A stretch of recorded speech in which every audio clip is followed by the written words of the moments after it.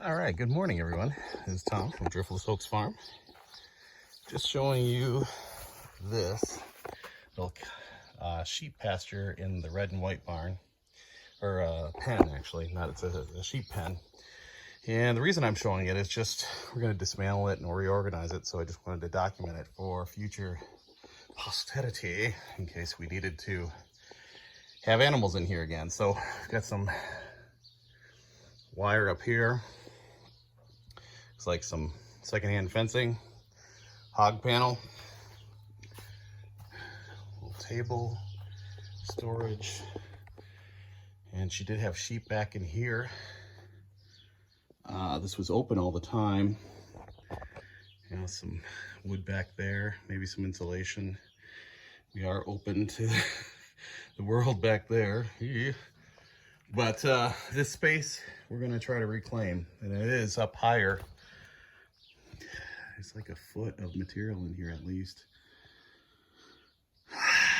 So we'll have to figure out what to do with that. Got some different nests. Some better than others. No bueno. But okay. There's another nest up here. But nobody's living in here now to my knowledge. So, oh wow. There's some hornet nests up there too. We'll have to make sure that those are eliminated. There is some storage up here. Have not looked up there yet. Have an attic. Maybe a pull down there. Not sure what's going on with that. And then all of our gear is over there. So we're going to start to peel back the layers here. And like I said, got a good 6 inches to a foot of stuff in there. So anyway, just wanted to capture that. We do have a hydrant in here, but it doesn't work. I tried it.